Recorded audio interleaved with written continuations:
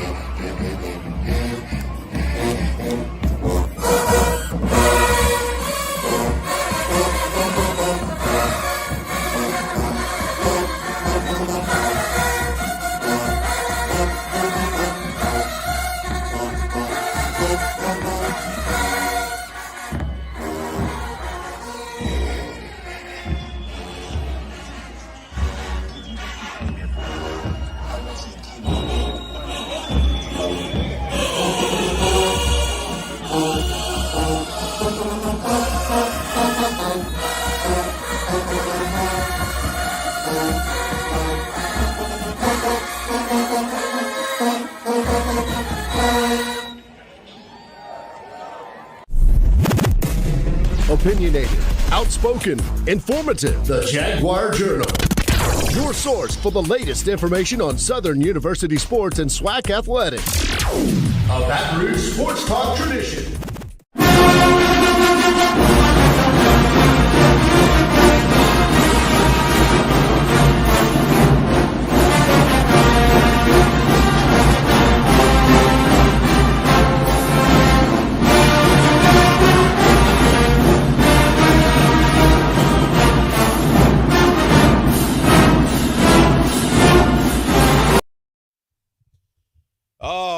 We are getting things rocking and rolling on this Saturday morning. It is the Jaguar Journal. I am Perry White. Glad to have you guys with me this morning. Wake up. I tell y'all about going out, kicking it on them Friday nights, and then trying to get up with me on Saturday mornings. I had to learn my lesson the hard way. So, look, I know it's rough on a Saturday, but get on up. Get your coffee. Go get your, well, I don't know if y'all still get newspapers through in your yard. Some people still get the newspaper. Others have switched over to the digital, where you just read it on your phone and go on through however you're going to look at it. But get your newspaper, get your coffee, go sit outside. It feels great outside, actually, this morning. It is South Louisiana for the people that are in South Louisiana. I know we get people that's listening and watch this show all over. And if you want to watch instead of listening, go to our YouTube channel, the Jaguar Journal. Hit that subscribe button. Become a member or subscribe. Look, it's free. I always say I don't need your social security number. I don't need to know about where your zip code is to your card, because I don't need to know nothing about your debit card. I don't need to know nothing about your credit card. I don't need to know your credit score, how many kids you have in your household. I don't need to know none of that. I just need you to hit that subscribe button. So good morning to everybody. Go to our YouTube channel, hit the subscribe button, follow the Jaguar Journal on our Facebook page as well, because we're live on Facebook. So good morning to everybody. And if you're listening right here in Baton Rouge, Talk 107.3, good morning to you guys as well. I know people are out moving around because in South Louisiana on a beautiful day like this weekend, like today, there's a lot of things to do. And whether you're not doing anything, it's just a good day to get out, ride with the windows down, let the sunroof back, and just, hit a block or something. Nothing wrong with that. I was bumping something on my way here, just feeling good. It felt good outside, so I hope you guys are having a good day. Hope you had a good week. NFL draft, did your team pick what you thought they needed? Right? Saints fans, I saw you. Right? Cowboys fans, I saw you too. Cowboys fans feel like they never going to get it right. They can go get anybody. They just feel like it's never going to be right because of Jerry Jones. Caleb Williams going first overall in the draft to the Chicago Bears. Former Heisman Trophy winner. Well, I can't say former. He was He won the Heisman Trophy 2 years ago once he transferred from Oklahoma to USC. I guess I never really watched much of Caleb Williams besides when he was at Oklahoma, and I saw couple games of him at Oklahoma, but before he changed and transferred over with Lincoln to go to USC, I guess they kind of forgotten about West Coast football. I remember watching USC take on Tulane in the Cotton Bowl. Tulane won that game, but I just didn't really pay attention. I didn't realize how mobile he was as a quarterback and elusive. Has a strong arm, great accuracy, but I just did not realize how elusive he was as a football player, as a quarterback. And I started going back watching some of his highlights because I was going over the weekend. I was just looking over this week. I was looking at a couple guys just taking a walk down memory lane. And a guy that stood out to me a lot was from Ohio State, Braxton Miller, a quarterback who was very elusive, had great footwork, had tremendous speed, and had an arm. Very talented quarterback. Then I started going back. I was looking at Terrell Pryor. I started going back looking at Pat White. No, just going down Vince Young, right? Everybody remembers Cam Newton and that tremendous year that he had, one of the most electric years ever, right, in college football history. So as I started going back down, looking down the line, I started to see what really makes the attributes of an NFL quarterback, right? When you start to look at the NFL draft, you start to have this idea of what quarterback do you want, right? I know the Pittsburgh Steelers, a lot of Pittsburgh fans, which I know quite a few. That has been the number one thing for them is trying to find a quarterback because they struggled last year. And a team that I think a lot of people have really counted out for the NFL playoffs, right? Mike Tomlin has never had a losing season in his years at Pittsburgh. Never had a losing season. Has always been 500 above. They went 10-7 last year. And a lot of people wanted to write them off. Now, when you look at that quarterback position, of course, this year, they bring in two guys, right? Two quarterbacks. And this is going to be interesting when you look at the setup of a lot of teams and their quarterbacks, because what you're really starting to see is the transition of the black quarterback, the African-American quarterback taking over the NFL. And the realization to it is to start any organization, it starts at the top with your quarterback, right? It starts at the head, and when you start to look at your quarterback position, he is going to be the face of the brand. And for years, we saw across the NFL that black quarterbacks had always said, when I talked about those guys, those Braxton Millers, Terrell Pryors, those Pat Whites, right? In today's game, those guys will be accepted as quarterbacks. But just 10 years and back, those guys had to be phenomenal in what they always wanted, to switch those guys from quarterback to wide receivers or running backs. He said the game is too fast. They can't process it. Can't read the defense. You know, a running quarterback, who wants that? You're not going to be able to survive in the NFL. These things aren't the attributes of what we consider an NFL caliber quarterback to be. Now you're starting to see the change of the guard. You're starting to see the African-American, the black quarterback, right, being accepted for being who he is with the speed, with his legs. Because let's be honest, the dual threat is the new name of the game today. If you do not have a quarterback that has at least some type of wheels, and even Josh Allen with Buffalo, he's a white boy, but he can run. He has wheels. You have to have a quarterback that have legs. And in this game and age, in this day and age in the game, if you do not, your offense will become stagnant. Those days are the Peyton Mannings. Those days are the Tom Brady's, the Doug Flutys, all those guys I know that everybody lived in the past about loving and wanting. Those days are over with. Now, you still have some quarterbacks who are just decent, good drop-back quarterbacks who can read the field and be able to find receivers anywhere that they need. But in this day and age, when you start to look, and then take Jaden Daniels coming from LSU, right? When you look at all of the quarterbacks that got taken in the NFL draft, and you start to look at the lineup and the situations of NFL caliber teams and where they're going, you got to have a dual threat. And I love the transition of the NFL game of now being able to accept the African-American, the black quarterback. He no longer has to change his position just because he's black. You don't feel like because he can run that he needs to probably play running back or wide receiver, right? Those days are over with. Now we live in a day and age where he is accepted and he can go out there and perform at a high level. And you got to have the dual threat. It opens up the game, especially in this RPO offense that we have today, this run-pass option, right? Running backs no longer truly have a place on the field, especially when you talk about the salaries, because why? The quarterback now takes the brunt of a lot of those option keeps. But I love it, and that's why I had to look at it. I didn't realize Caleb Williams, who was the number 1 draft pick, I didn't realize his wheels. When I went back and looked at his highlights, the kid can flat out run. He can get down. He has his speed is deceptive.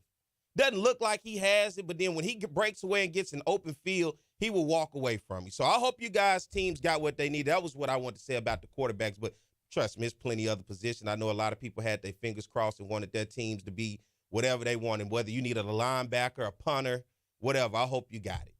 All right, let's get ready to take a break. Come back on the other side.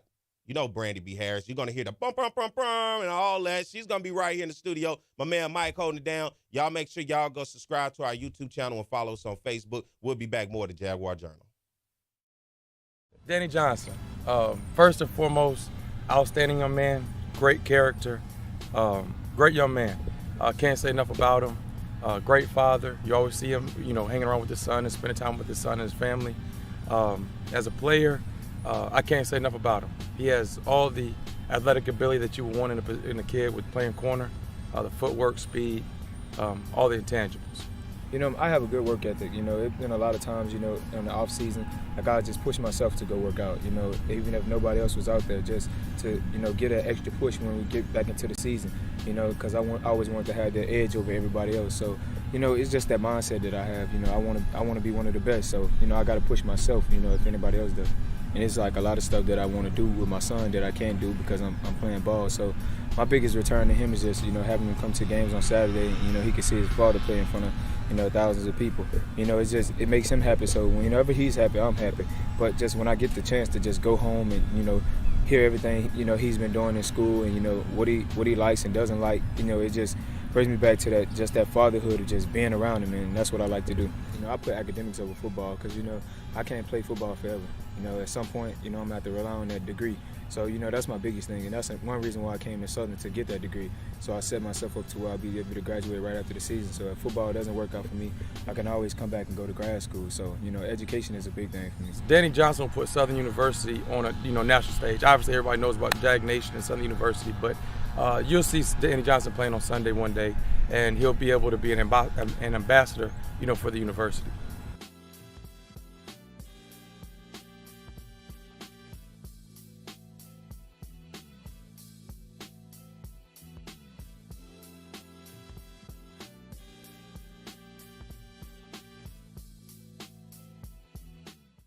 What's going on, everybody? I am Perry White. I'm the host of the Jaguar Journal. I want to make sure that you guys tune in live each and every Saturday morning from 7 a.m. to 9 a.m. on 107.3 FM. We also have our affiliates in Alexandria, Louisiana, as well as down in New Orleans. And if you're not able to catch us on radio live, you can subscribe to our YouTube channel as well as follow us on Facebook. It's the Jaguar Journal.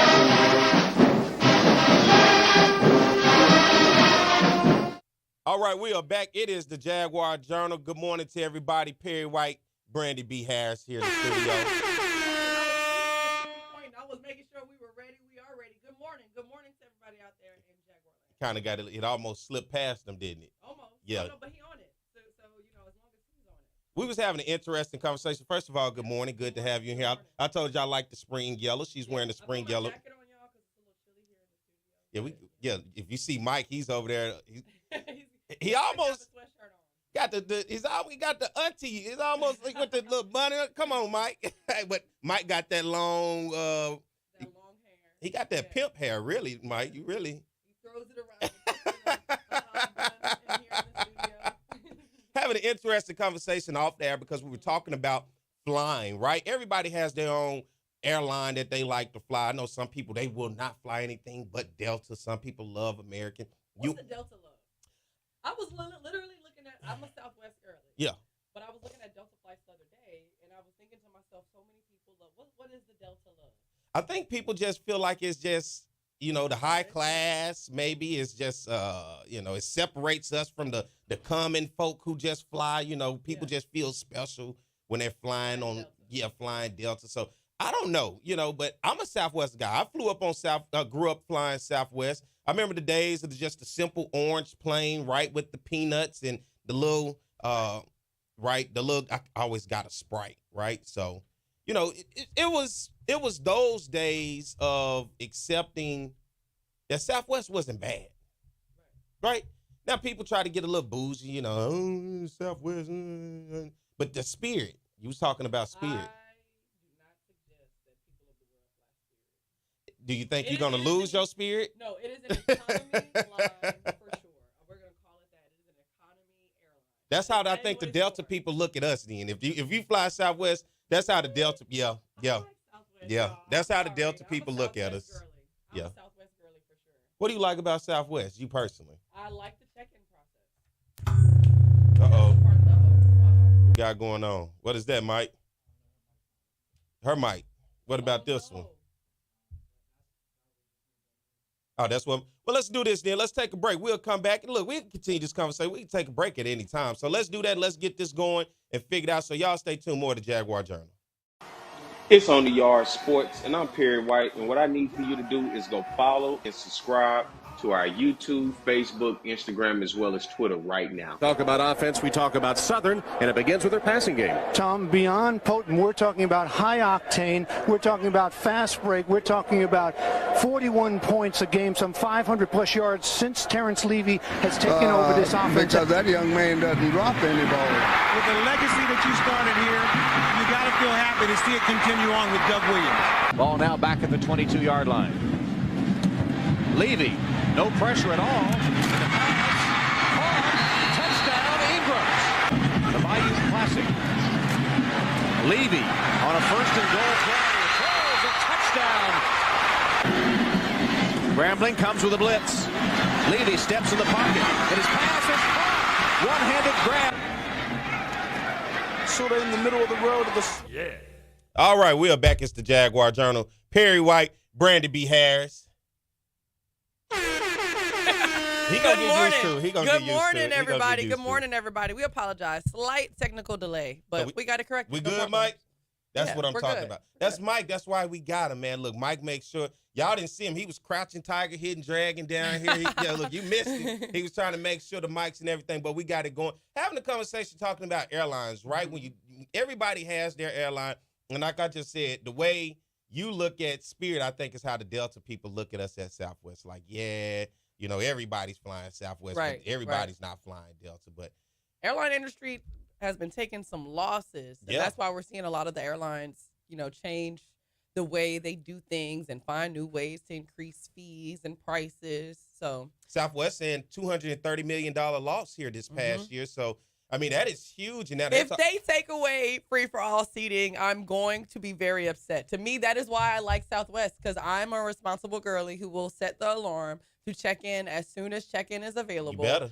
So that I can be, that A-group boarding. There's nothing that makes me feel more high class and entitled than when you're sitting at the gate and they're like, all right, Group A only Group A. And I get up and I'm like looking around at the rest of the people and I'm like, I have overslept and fell into that Group C. Oh, no. You just got to get it how you live once you're in Group C. Not once everybody else is on the plane. They be like, anybody else? And you like the last person at the gate. All right, yep. And anybody else? Yeah, it's me. I've even had to fly. So I had an issue one time with Southwest. I was flying to Chicago, but I was coming out of Dallas. Out of Houston. My son was just born, so I was over in Houston. But I had to go to Chicago because Southern was having the National Alumni Conference that year. And so I was going up there to the conference. I had an early morning flight leaving out of Houston, which was a nonstop going into Chicago. It was a 5-something in the morning flight, right? Ready to get up out of there. I've been at Houston Hobby since like 4 o'clock that morning. That was the day that Southwest had a major glitch in their system. My flight got canceled, so I had to fly standby. The thing was, there were plenty of other flights to go get on, but they weren't nonstop. They'll take me to another city. And it could be a 12-hour from Houston to Chicago. Then I have to maybe fly standby on the next flight. So, I just sat around all day, and they kept telling me, all right, this flight is the next one. So I would go to that gate and wait. That was full. Go to that gate. It literally came down to the last flight of the day. That was a nonstop to Chicago at about 3 o'clock that afternoon. And they literally loaded up, and they had one spot left. Well, it's a good thing you a single person. Yeah. You know what I mean? Like that, it helps when you're flying solo to do that. As a family, that is the most. The day would have been over for you. Yeah, I cannot. And when it comes to non-direct flights, I'm very particular about the stop or how long the stop is. Like if it's a long delay, but it's at a good airport, Charlotte, LAX, because there's so much to do in there. You know what I'm saying? I don't want that, but if I have to, nonstop. That's a little bit, but it's nonstop is just the option. It's the premier option. I want to go nonstop directly to where we're going. But it's a lot of fun, and I feel like it's an American experience when you got to run through the airport to get to your next gate because you only got however many minutes. Do you still go through TSA the regular way? Or do you have all that premium stuff where you can skip that line and all that? No, I don't have that. Yeah. I don't have that. My boy Gary, TSA getting rid of TSA Clear. So if you think you were fancy because you had Clear, baby, it's a chop. It's a chop that hasn't been too successful for the feds. I'm going to give away a secret for you guys out there, okay? If you're running late for a flight, here's the secret for you. A lot of people don't know. Use it however it makes you make your flight. Mm-hmm. If you're there and you're running behind, you need a wheelchair. Oh, I got a hamstring. Oh, my leg. When you get a wheelchair, they push you past everybody. And the airport is going to provide a wheelchair if you need one. They would not deny you one. So if you have to go down and just, my hamstring, they go, what do you need, my sir? neck, my back. I need a wheelchair. My neck and my back. And then they're going to say, well, what gate you going to? And they're going to wheel you right past everybody, and they're going to put you through. Right. You know about that one? I didn't know about That's that. That's an airport hack I just put you guys on. So if you're running late for a flight and you're looking at that, because in New Orleans, TSA will wrap around like they giving out free crawfish. Yes. It does move fairly quickly, though. And I will always ask a TSA agent when I'm walking past, like, how long is the wait? And they'll be like, it's actually only going about 10 minutes. Like, I know it looks long, but they'll always give you, because they're keeping up with that estimated time of getting people through check-in, through security into check-in. So I always ask. I'm not a 2-hour before girly. I try to be. What are you? Not. So you sitting at the airport for 2 hours? No, I'm just saying. What I'm asking you. On average, probably more like an hour, hour 15. I get anxiety because I have nightmares like I miss my flight. Well, that's why I like early issues flights. like that, and I do. Like I have a flight this week. The flight actually leaves at 5:15 a.m. Mm-hmm. So, in my head, like Perry, do not. Excuse me. I almost will not go to sleep. See, that's how much it's just like, you know what? Do not miss that flight. So that's why I got to get up early on Tuesday so I can get that, try to get that. Get up early, check in. I need that Group A. Get that Group A. Hey, I'm talking about I got the alarm set right now. I have no problem. So just so we're clear, cruising is the same thing.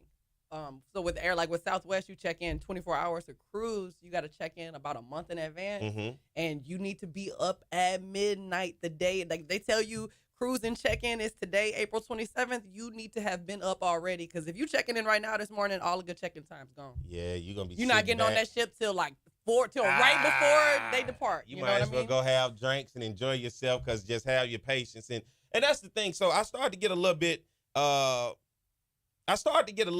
Impatient, especially when I see those TSA lines. You know what I'm saying? Because in my head, I'm just like, come on, man, come on. Come on. And the longer it just seems, then you get somebody in front of you, a family or somebody who just simply, they probably ain't been on a plane. And it's like, I had to be caught behind them, right? Right. Mm-hmm. Because they got like tennis shoes and socks and all of this. And I'm like, oh, you ain't never done this before, huh? And they acting like they just don't get what's going on. Like, come on, bro, let's get it. Like, let's go. Oh, you didn't know you couldn't bring a water bottle? Like, now we got to be behind you and they doing all this liquid checking. Come on, man. So I have that issue. But I will say, and the difference is if you're getting dropped off or if you have to park. That plays a part too. Most times I am parking. Yeah. So maybe that's why that 2-hour thing doesn't work out. Because if I get there hour 45 early, park, got to take a picture of my parking spot so I don't forget it when I fly back, and then get over to, it's a whole process. You'll give me anxiety. Like we It's getting just there the whole process. about 60 minutes before the flight. I got a little anxiety right quick. Like, you know what? Really? Yeah. I try have to it in my get there head. as early as possible so that I can handle all the business.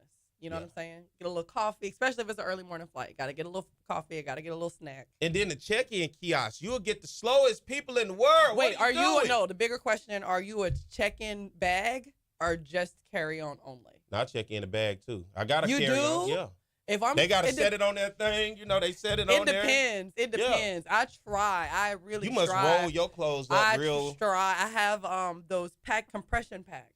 So you put stuff in them and it zips it up. So then it's easy to put the packs on top of the packs. You a good woman because most women got all this stuff anyway. You need to start getting on TikTok and YouTube University so that you can save that check-in time, man. I can't stand that check-in in a bag. Ooh, I can't stand it. You ever had a bag lost? You ever had luggage lost? Shout out to the fact that now TSA has changed the rules for airlines. If they don't give you if they lose your luggage and you don't get it returned to you within 12 hours, they got to pay you money. If they cancel your flight, they got to refund you money, not just give you credit for a flight later. They got to give you your money back. That is a huge deal for frequent flyers. I've been at the airport where my bag was torn on the side, and they just sent me to, like, customer service. I picked out a bag, gave me a magazine. It's like, pick out any bag you want. Picked out a bag, and then they sent it to me like a week later. Yeah, they changed the rules on that. They got to give you your money back. Well, I still got that bag to this big old, that's why I take it. It's a big bag, too. Mm-hmm. So, yeah. And will you give up your seat for money?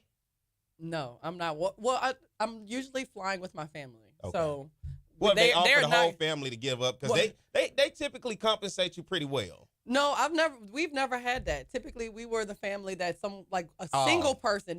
When you are a single flyer, they are looking down their manifest list and they're like, who are the single flyers that we can ask to move? So that's been a you experience. Yeah, I'm a guy that you're going to come to. Are you at the emergency door? Can you handle if an emergency happens? Oh, yeah.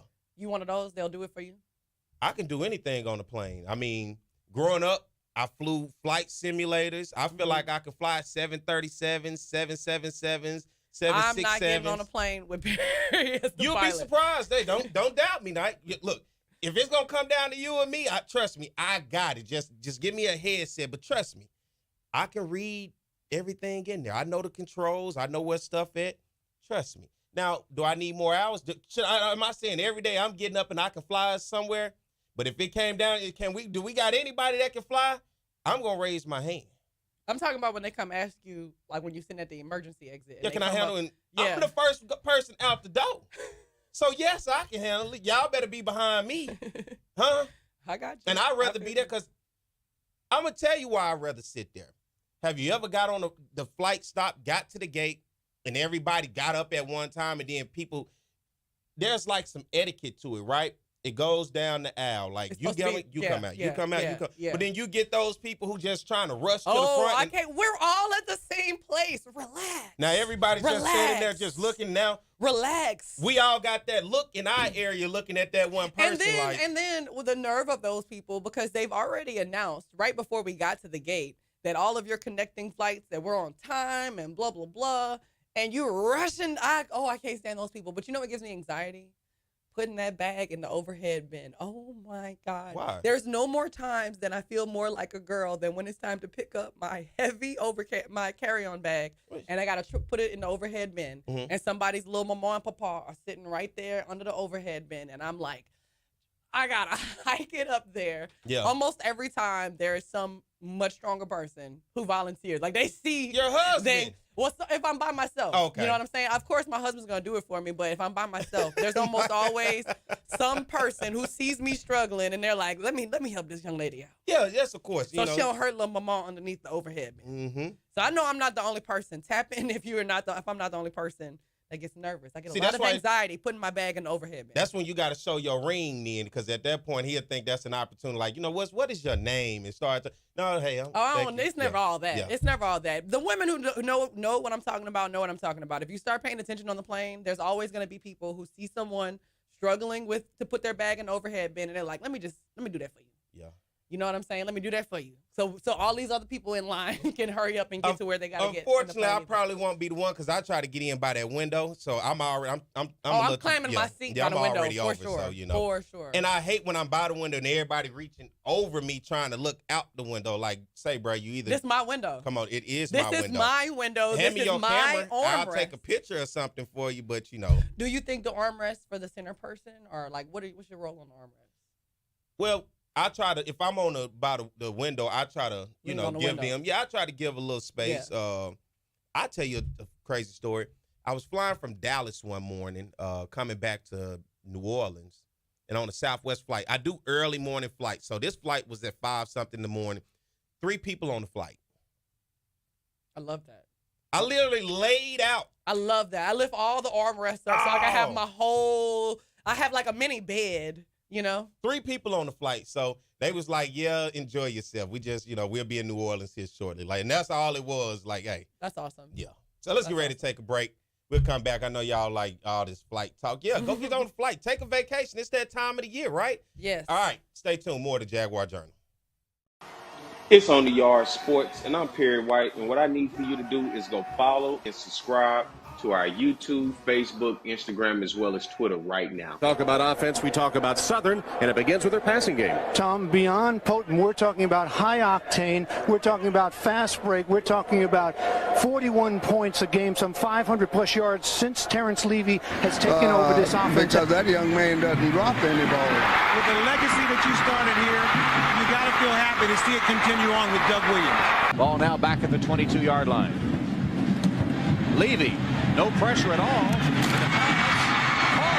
Touchdown, Ingram. The Bayou Classic. Levy on a first and goal play. Throws a touchdown. Grambling comes with a blitz. Levy steps in the pocket. And his pass is caught. One-handed grab. Sort of in the middle of the road of the SWAC, but immediately they jump on the Jackson State defense. And here's Levy rolling out.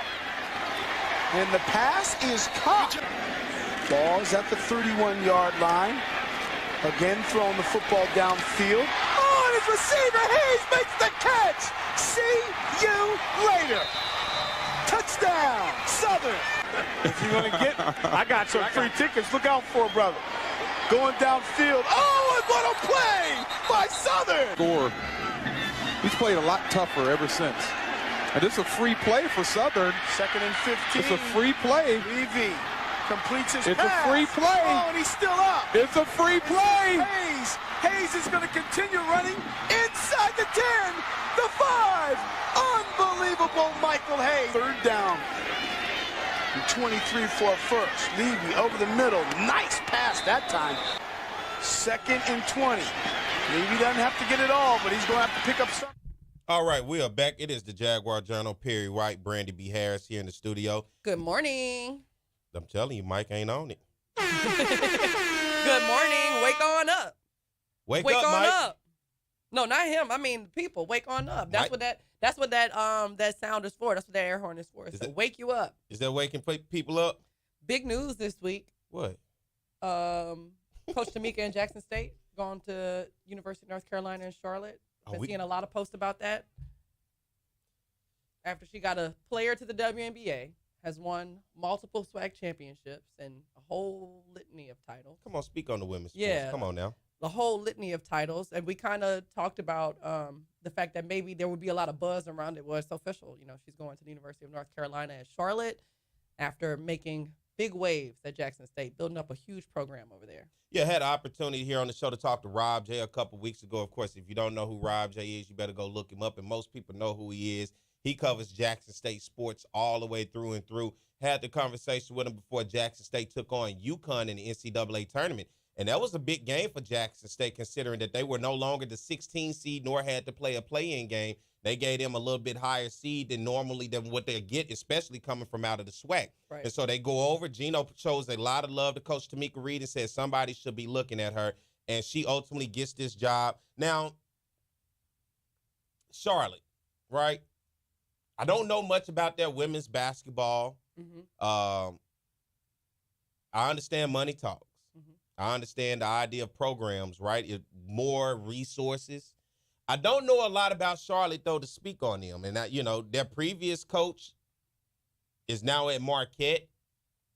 My boy Scotty was talking about her on his show saying, Tamika Reed's resume is way more impressive than the previous coach. It is. Can I just read it? I just want to read what's on her bio. Because I read it several times. Okay. 4 times Coach of the Year, 5 times regular season champs, 3 times SWAC champions or tournament champs, 3 times NCAA appearance, 1 WNIT appearance, 3 times National HBCU Coach of the Year. See what I'm saying? Aren't those accolades? Mm-hmm. Those are pretty high. And this is where I like to have this conversation because I know people say, well, it's always you make it black and white, but in the reality of the world, it is that you have a black lady, a black woman who has been successful at a school with, I'm talking about the ultimate low-resource institution in Jackson State. And that's what we typically say when we talk about our HBCUs when it comes to athletics. Low resource, and was able to find success. Guess what? Jackson State came to LSU a couple years ago in that first round of the NCAA tournament and had the Pete Maravich Center quiet up until like the last 2-3 minutes of the game. Almost snuck out of there with a victory over Kim Mulkey in the first round of the NCAA tournament. We're talking about Jackson State women's basketball, right? Mm-hmm. She goes and she has a victory over a Big East team this past year at Jackson State, beating St. John, right? Plenty of victories along the way. She goes undefeated in conference play all the way through the conference tournament and wins that and sends a player, which is not her first, to the WNBA. I was finna say the WNIT because I heard that. But to the WNBA. Come on, man. And there were plenty of jobs out there available this year that I thought she could have had her name in. I think Tulane looked at her. So you're saying a bigger recognizable school, like school that some people know more about because of her resume. Because of her resume. Because if you look around, when you look at white women or white coaches, but in particular, I'm saying a white woman because the job that she's taken over at Charlotte, there was a white woman who held that position and was not nearly as successful as what Coach Reed was able to do. Well, I mean, but then moved up and got a bigger job. But we know what the community's thoughts on that exact situation is. You got to work twice as hard to get half as far. So I'm not surprised what's going to happen. Excellence follows, you know what I mean? And black excellence really shows. So if she goes there and does something with it, this conversation is going to be a bigger conversation on a bigger platform because of the fact it is increasingly hard, I think, in the age of the internet to act like that work twice as hard and get half as far model to continue for people to be blind. At least we get an opportunity to see it more directly. I mean, you're kind of seeing it play out with what's happening with the WNBA. Mm-hmm. You know what I'm saying? We've been having these conversations since the amount of money that has come to the forefront with, especially with these girls with NIL deals that are going into the WNBA now. You talking about they fly Southwest and Spirit. Listen, we're not going to talk about the salaries. That's another conversation for another day. But I will say this about the endorsements, and not just about the endorsements, but about the way they are being embraced by the league. You know what I mean? What the league considers to be the faces of the league may not necessarily be popular opinion, and that has historically always been reflected. So I'm gonna send all the good vibes and juju to Coach Reed as she embarks on a whole new part of her career. Mm-hmm. I'm sure she's gonna show up and show out. I hope so. I will. And then that disparity that you're pointing out, that you can see the discrepancy. That's going to be even more clear because it's a performance-based job. Period. You can have all the hype, you can have all the alumni, you can have all this glitz and glamour behind it. Wins and losses. That's the one thing I love about athletics is that it comes down to performing. You have to perform and come home with hardware. And I say that only because of when you look at the salaries and you look at the job opportunities, right? You'll look in the realm of college sports, and there's a coach who was at a smaller school who did more with less and had success, but then maybe, and I will say this because it is true, the color of their skin, and there's typically a door that opens at a big program. They come in, and whether they have success, because that is the idea of college sports today. These coaches with these huge salaries when they get to this big school, but necessarily may not perform. But and I think especially for the few black head coaches, and the handful of them, it's performance based, and that will work in their favor. Let's have this conversation even more when you have coaches like this at our HBCUs, particularly like Jackson State. Of course, Coach Deion Sanders goes to Colorado, right? Coach Tamika Reed goes to Charlotte, right? You have coaches that are now being elevated. The same thing with Willie Simmons at Florida A&M. He took the running back coaching position, making more money as a running back coach at Duke than what he was making at Florida A&M as a head coach. For you, what does that then look like as we continue to try to keep these coaches? And even with Southern, you look at Kerrick Jackson, who was our baseball coach. He's now the first African-American baseball coach in the SEC, coaching at Missouri. And he was at Memphis. He was the first African-American baseball coach at Memphis. But to keep these coaches when they have success, because do we elevate? Because what I heard was the word on the street was they did not want to pay Tamika Reed more than they paid T.C. Taylor, who was the football coach. But Tamika Reed brought a lot of notoriety to the school. How do you balance that when you're talking about money for coaches who are successful? Because we don't want to lose these coaches, but at the same time, I don't have a problem with them elevating. Yeah, because I'm gonna say this as a HBCU grad, as the daughter of HBCU grads, I'm never gonna tell another black person to deny themselves opportunity for the purpose of staying with us. I think we, as the institution, and by we I mean the community institutions, have to figure out ways to bring in more revenue so that the university has the money to pay them. Were people going to the Jackson State women basketball games? And that is you get what I'm saying? Yeah, like, not just that. You and I have talked to Coach Roger Cato. Are they selling ads? Are we getting sponsorships so that you can elevate that program? Not just elevate the program for the coach and the team, but for that fan interaction. Do fans feel like I'm just going to buy a box of popcorn and watch a basketball game for 4 quarters and leave? Are we getting money in a way that we can apply it to this program that enhances it for everybody? Especially, and I'm going to always harp on this, the student athletes. So do you think that falls heavily on the athletic administration to do better? I think it's a very complex issue. I do. Because at some schools, at other schools, okay, and I'm going to use SEC schools, for example, coaches are allowed to just focus on that, where they have a whole staff and ream of people whose job it is to make sure that money's coming in, to make sure that there's a good fan experience, to focus on recruiting. You get what I'm saying? Like, there's a whole bunch of underlings under them that cost money. I don't know. I think it's a complex issue on our end, because I think you use the resources that you have. And I mean, in this day and age with social media does a lot more for you than you do the yesteryears of guerrilla marketing, as I call it. But I'm going to say this. At SEC schools, they have people with salaries who do just that, just social media content. Do we have that for every single athletic program? Like at LSU Southern, for example, I know for a fact that they don't have one for every single athletic program, whereas the school down the street, there's a social media person just for basketball. There's for women's basketball. Then there's a separate social media person for men's basketball. You get what I'm saying? This goes back to a couple weeks ago. We used to have this conversation. I said we can get these students. We can give them work study. We can do an internship. You're saying very, very inexpensive. And that is not what you're getting at these other schools. Those people are on salaries and they're not students. Yeah, I know, but do you get what I'm saying? Use the student so you if I get have quality. You get a different level of quality and expectation when you're paying somebody, and you can hold those persons accountable. A student, their focus is supposed to be on being a student. So to take on a job, it is. It's a student fact. athlete, your focus is supposed to be a student, but you're still an athlete. But they're provided a whole lot of resources to be able to do their part. When you're a student athlete, even at Southern, you're provided with academic resources. You got special counselors and stuff like that.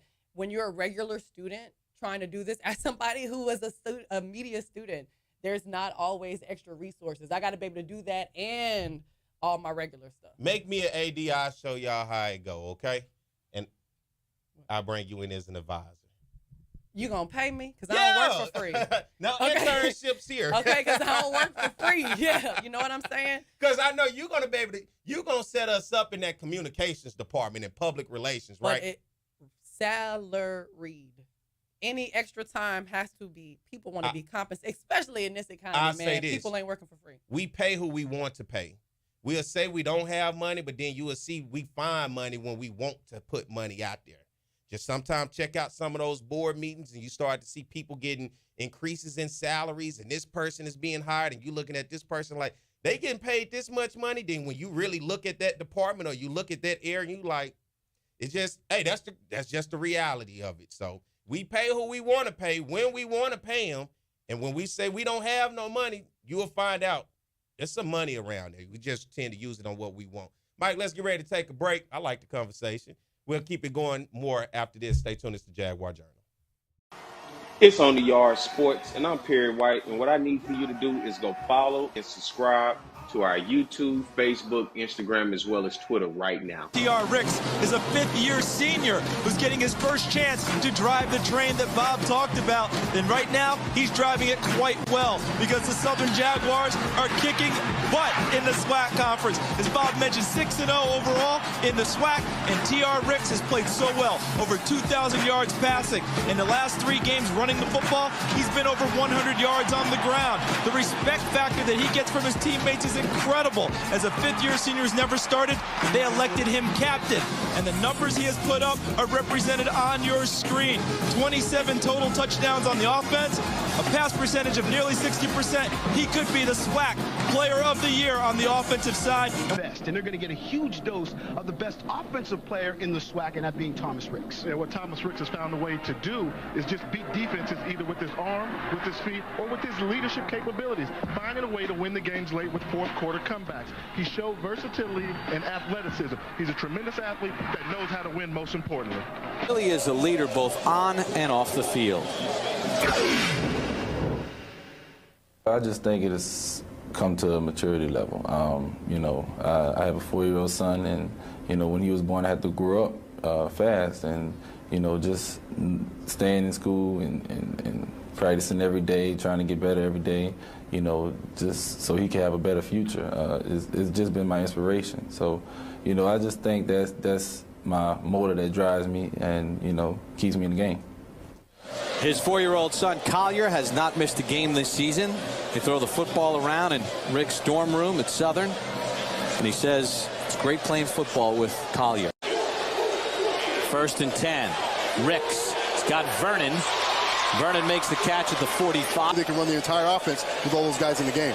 Ricks to Vernon. 1st down. Holmes in the backfield. Ricks. 1st down. Gage on the tackle, but not until Ricks picks up the 1st down. 2nd and 7. Ricks. Overstreet's got it. Across midfield. Ricks has a receiver downfield. It's caught for a touchdown. Territory. Ricks fakes the pitch.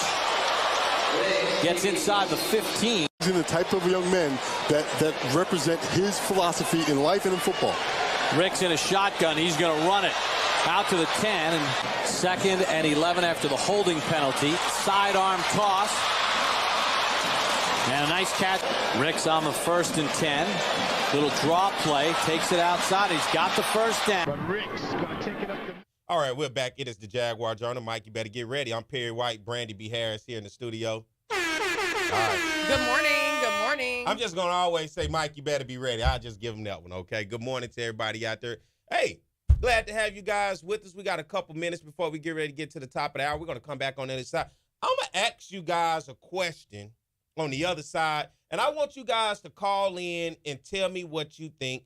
225-499-1073 is the number. 225-499-1073 is the number. And it's going to be about a previous coach at Southern. I got to ask questions because when we get to the other side, I'm going to ask this question. I don't want to give it away right now because then they're going to start trying to do everything. But go follow us on our Facebook page. Go subscribe to our YouTube channel. Good morning to everybody out there. Talk 107.3, listening around the Baton Rouge capital city area. I wanted to ask you a question.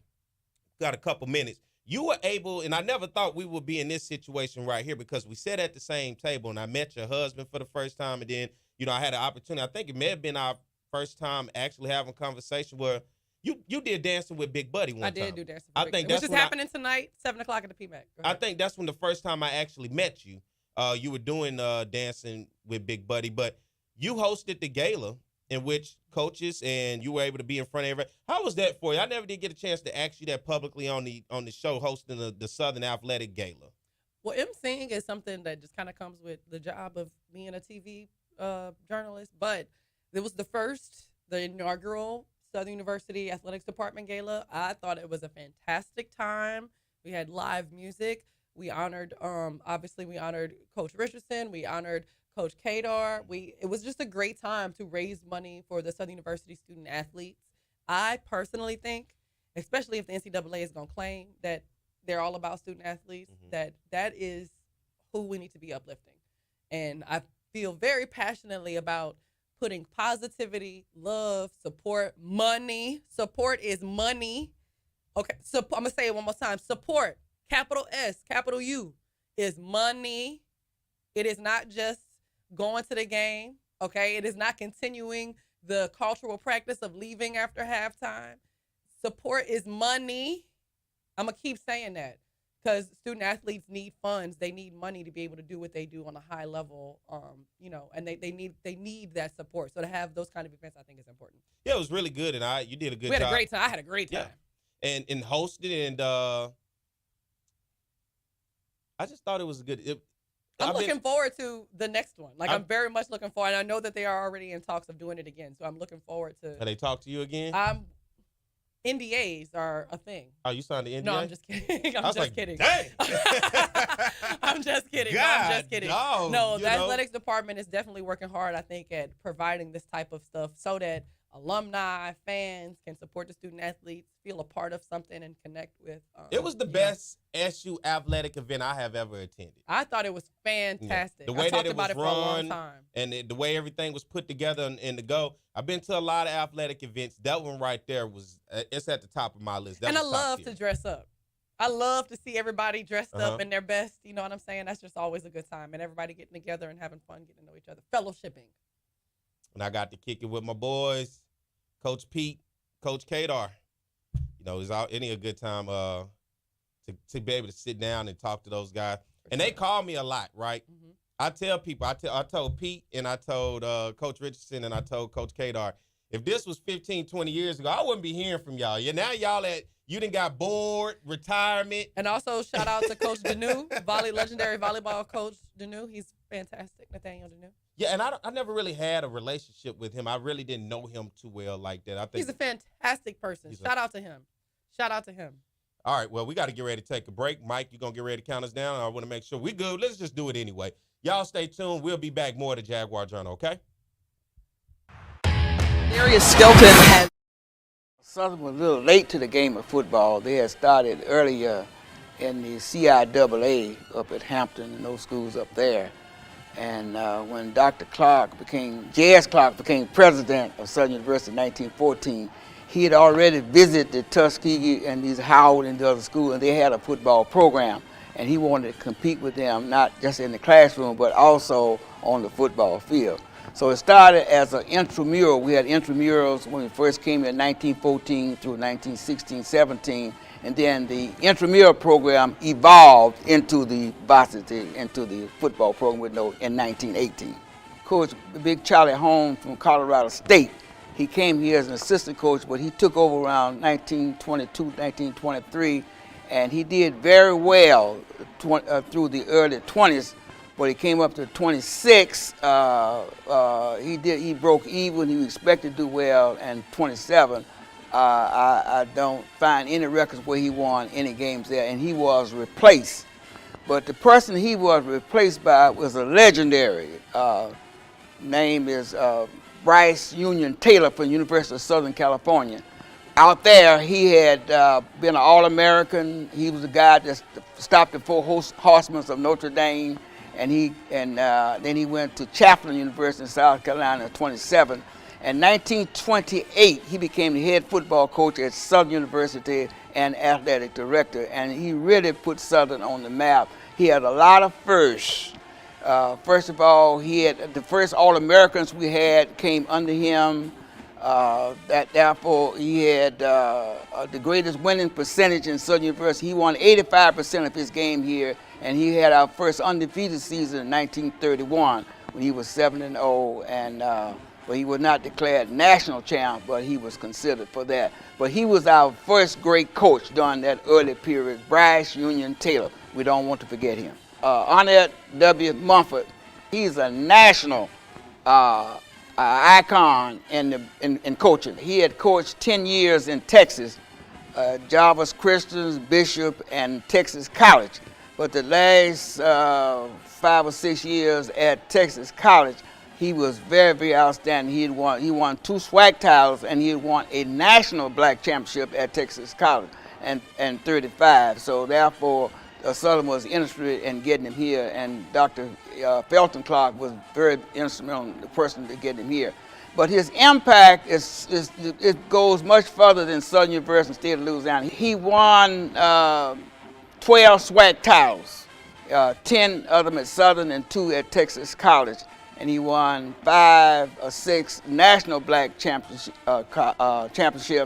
And also, he was very successful in the first interracial bowl game, the Fruit Bowl in San Francisco in 1948 when he played San Francisco State, and he won that game decisively. But his influence extended much further than the boundaries of Southern University. He was recognized nationally as a great coach. His winning record, he didn't coach over a period of 35 years, and a couple of those years they didn't have teams because of the war.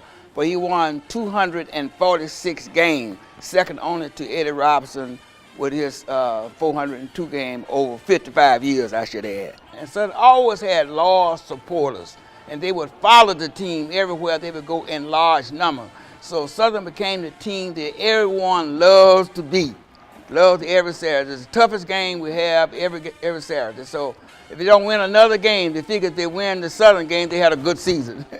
And because we carry a large crowd with us everywhere we go too, so a lot of people like that. And we like to brag about how good we are. And of course that helps out. But it is a vista to the university, using the football athletics period to use that way to introduce the university to people who may not have known the university. Went through a period of 20 years, 30 years, I believe it was, after Mom, till we got Coach Peach Richardson in 1982-83, and then he returned us to the glory years. Rivalry with Grambling has always been there because it's an intrastate rivalry. And we played Grambling a few times before 1948, but after then, we didn't play them anymore until we became a member of SWAC in 1959. But FAMU filled that void with Jake Gaither and A.W. Mumford. Those were some of the greatest games that you ever would see, and they became our main rivalry after 1948. But the exposure that the biggest thing that we can say about the rivalry is that the Bayou Classic, coming to Bayou Classic in 1974, was the biggest thing for any of the HBCUs. First of all, we played in Tulane Stadium in 1974, the first game, because the Superdome was not complete, and we had over 76,000 fans and a national television audience, and we never. All right, we are back. It is the Jaguar Journal. Good morning to everybody. Good morning. Perry White, Brandi B. Harris. Good morning. All right, I saw somebody in the comments, Edwin Moore, he wants me to do some highlights. I know when you guys watch the commercial, if you follow us on the YouTube and on the Facebook, you see all the other stuff that I do with On the Yard. Edwin, I would tell you this. Do you know how hard it is to find?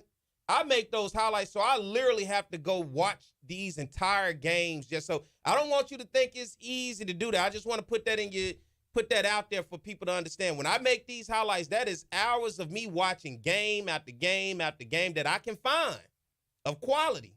All right? So that's just what I can find of quality. But if I can find most of those games enough to make a highlight, because just because you played in the game don't mean you had no highlight in that game, right? Some of these guys played in games, they just didn't have no highlights. So I'll do my best. I just want to say, because I saw you put that in there, I will try. But first of all, it's hard to find these games. I got my guy Alex Hines, who I go to his page a lot and find these games from back in the day. But a lot of them may not be the game that you need that shows that highlight moment, right? It's just because you're going through the motion. So I will try if I can find those guys, but there's a lot of guys I look. Plus, when I find these guys, it's hard to find stats to go along with them too. And I typically need the stats because what you see on the live, I post that on my own yard, but I also give like a statistical background of what that player was, who they was, what they won, and all of these other things. So there are a lot of guys I would love to do. It's just not being able to find the footage to be able to make a true highlight to show the greatness of them. What I really want to talk about here this morning, Brandi, and because of what I saw on social media, right? There was an article came out this past week. Top 5 coaches on the hot seat, right? B.J. Jones wrote that for HBCU Nightly. I believe, if I'm getting that wrong, B.J., you let me know, but I believe B.J. wrote that article. So top 5 coaches, right? Mm-hmm. One of the coaches on there was Dawson Odoms, who is at Norfolk State. I did not realize once they put that out there, somebody posted it in the Southern group, how much hate people in the Southern Jaguar Nation realm, how much they disliked Dawson Odoms. Mm-hmm. And I get it, right? It's literally just because he gone. And the I think the vehement hate is because he gone, because he not here. And that's, because he's not here, that's cool. I respect the coach for what they did. And I will say this, right? What he's doing at Norfolk, that don't have nothing to do with us. Nothing. Right? And I'm not going to knock the man because he at Norfolk, because he may not have success right now to justify why I didn't like him when he was at Southern, because when he was at Southern, he had success. We played his 4 SWAC championships. We won 1, but come on. 4 SWAC championships outside of Pete and Mumford. Name me another coach. I think that's one. I have been told by many, many Jaguar fans, they were spoiled. By who? Coach Richardson. I get that. The bar was set super high. I have this strong belief, and it's just a societal thing, right? When you're in a show, in a lineup, whoever goes first sets the tone. So if you're trash, next. And whoever sets the tone, that's why they call it the bar. The standard has been set. And I don't know what Coach Odoms could have done to match a record for someone who was there for decades. You know what I'm saying? Mm-hmm. Like, there were moments that I feel like I interviewed Coach Richardson to talk about the Black National Championship when they had the big parade with LSU, when LSU won their national championship. I believe this is 2003. Correct me if I'm wrong, but I'm pretty sure it was the 2003 season. Mm-hmm. And I think that is people's expectation. And like, when you see the video of this celebration and how so many people lined the streets of Baton Rouge, the players were on fire trucks and floats, the whole grounds of the state capitol looked like an inauguration or something. That's people's standard. And I get that. 225-499-1073, 225-499-1073 if you want to call and talk about this. But I personally believe that the HBCU history is so important that we need to show Coach Odoms love. I think and support across all the HBCUs. Even if he's not at our HBCU, he's not in our conference. Mike, check out the line. You know why? You know what I'm saying? It is. And it was like, there was a period in time we didn't lose a home game at Southern. First of all, do y'all realize how APR, do you realize what Southern had to deal with AP? And I tell people, yes, you talk about the wins and the losses, right? But APR, no spring football, walk-on programs because of limited scholarships. What were we just saying in the last segment? Got to do more with less. Southern's football program was supposed to be at the bottom, the dumps. But to find a way to have a system, okay, we never got past Alcorn. Nobody else did either, maybe except Grambling, but Alcorn, Grambling, and Southern were the 3 teams for years for the SWAC championship. Who we got on the line? Let's go with Dion. Come on, Dion. Good morning, Dion. Is this Dion Sanders? No, sir. I wish it was. Oh, okay. Because Dion Sanders had a lot of respect for Coach O. That's why I was like, is Dion on? Oh, yeah. Good morning. How you doing? Good morning. I just wanted to respond because I saw the same thing about the Odom hate, and I did a little research, and the guy that started the hate, he didn't even go to Southern. He's from Jackson State. But he made it like he went to Southern. And we have a lot of people that be on there that's not from Southern, that's bashing Southern and bashing people that coached at Southern, but they putting a fake name on there, and they attended another school. But I'll say this, Dion. Although he may not have went to Southern, I saw Southern people in the comments. Agreeing. Yeah. Yeah, and it was just like, Alcorn, this and this and that. And it was just like, how are we going to bash this man? You know, and I have a lot of respect for Odom because, once again, I tell people, you don't realize how tough it was to have a program that had to deal with APR. The transfers were almost obsolete, right? You couldn't do that. You had to deal with APR. No spring football practice. Limited scholarships. Legit had a walk-on program. Had the all-time leading passer in Austin Howard, the all-time leading receiver in Willie Quinn. You had Danny Johnson, right? You had the SWAC's all-time leading rusher in Leonard Tillery. Like, you're right. And you know what? And Brandon said it best. We didn't got spoiled. We spoiled. And we cannot bash a coach that did stuff for us, man. Odom did a great job at stuff. I think we need to support him. I think he built up a fantastic program, and I'm not going to understand the mentality of not supporting a black coach at a black school. That's not even in our conference. But they forced us. I can see if he left here and went to Grambling, but you know what I mean? They forced us to try to support Dooley. It was like, it was like, but he went off quietly, and nobody, don't say nothing about Dooley. Yeah. Don't say nothing about Dooley. Hey, he's up at Grambling. Congratulations. We still paying him. Still paying them. We paying two coaches at the Bayou Classic this year. Dooley getting a check from us and Graves getting a check from us.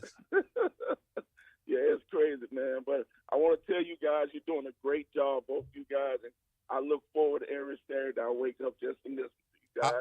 Keep up the good work, man. Well, we appreciate your support, Dion. It's okay that you're not primetime, Dion, too. We're going to allow it. That's cool. Y'all have a blessed day now. All right, you too. But yeah, the hate, bro, is just, I have an issue with it. And so I had to bring it to today's show because it was some infighting between Southern fans. But, and even when I put on there, I said, Coach Odoms, that's my guy. Somebody then posted a picture of the tray. When you got that plate with the food that you fix the big plate, but you don't like it and you kind of just push it down into that's what they put. What you laughing about, Mike? That's what they said about the man. And I'm like, come on, man. We wasn't saying nothing when Jackson State wasn't beating us for almost a decade, right? We wasn't saying nothing. Look, we was beating everybody. Okay, Alcorn had everything they wanted. But that really is proving the point. I think people are spoiled. And when you have high expectations, you just have high expectations. And you're never going to be pleased. And I don't know if that's necessarily a bad thing. Pete Richardson coached that Southern? So long ago. You know how long ago it was when Pete Richardson won a SWAC? It was 20 years ago. Literally. Them kids are born and in college, probably coming off line and graduating. The kids that are playing on the team right now were likely not alive when Pete Richardson won his last SWAC championship. So we're in a whole new era. And Mike, what year was you born?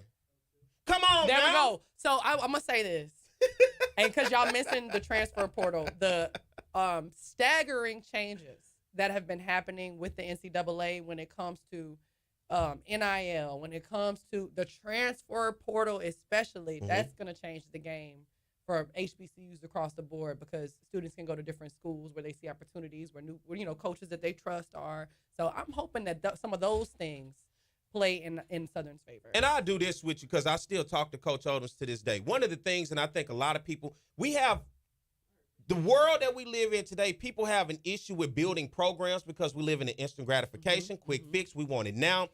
When you're talking about year one, he had some success, gave them their first winning record in over a decade at Norfolk. Now, I'm just going to paint a picture for you guys because I saw the hate of why it came out because you said he's not successful at Odoms to justify why you didn't like him at Southern. But when you get him out, that's year one. That's coming in behind another coach, which you left Southern after the spring, right? And went to Norfolk. Okay, year one, that's the old regime. Coach Odoms believes in building the program and not just this transfer portal centric, just in and out of guys. So that means creating a culture. I get my recruiting class in a freshman year. I get my next recruiting class in the next year. Now I got a freshman and sophomore class. That's what we saw last year. 6 games they lost by a touchdown or less last year. So talking to him was these young guys are buying in. They're getting older now. Those young guys are about to be juniors. Now my sophomores, now my freshmen, I have the culture. It takes time, and that was the old days of taking time to build a football program. But I know we want an instant gratification. We live in a microwave society right now. I want my money, and I want it now. It's right. It has to happen right now. And if this year, in your first year, if you don't win a championship, if you're not coming back with hardware, and this is not just at Southern or No, even it at ain't. HBCUs. This is all across the country. It is. They want you out of there if you are not living up to their super high standards. Let's go to the phone lines. We got Chris. Oh, good morning, Chris. It's been a while. Yeah, it's been a minute. How you and Brandi B doing this morning? We're doing We're good, doing man. well. How now, are if you? you don't know this Chris. Hey, when we get a call from Chris, it's a good day. Okay. Yeah. Well, Brandi, I want you to know that you are the epitome of a Southern University Jaguar alumnus. Well, I appreciate that, Chris. The epitome of it. But what we're talking about here is when you're talking about people bashing Coach Odom, we had the perfect storm with Coach Odom. We did not fire him. We did not terminate him. We did not say we're tired of you losing Alcorn. He chose to leave on his own. Okay? He was offered a contract, and he decided to move on, which is the best case scenario for us. And one of the things that I don't know these people that are making the comments, I'm not a social media buff, so I don't have any idea what's all been said or what have you. But I do know this of a surety. One of the reasons why Coach Odom was able to stay with us because we didn't want the ghost of Comagese up at Jackson State to come back and haunt us. Mm-hmm. You look at their records, they both was pretty much the same. And Jackson State got rid of him in hopes of thinking they were going to do something better, and they were in purgatory until Deion Sanders came along. And so that was one of the things that kept Coach Odom there, and also the things he had to fight with APR, the things he had to deal with no springs for 5 seasons, no preparation whatsoever. After the Bayou Classic, you don't see these guys until June, July, or August for fall camp. And so for us to be in contention, and I talked to a longtime coach in the SWAC, Coach Melvin Spears, I talked to him all the time. He said, I asked him, what other schools that had the restrictions we had during Coach Odom's tenure, and we would be in contention, knocking at the door every year for a conference title with what we had to work with. So the disappointment that we suffered in Alcorn, the trips up to Lorman, all of that, yeah, it was very disappointing.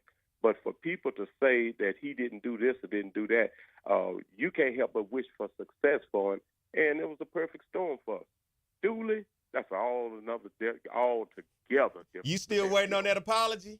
No, I've been past that apology. But what I don't want, Perry, is I don't want you getting with Scotty and drinking the Kool-Aid talking about y'all came up with money to get rid of a coach. He had a winning record. Scotty got no clue what the coach is like down here.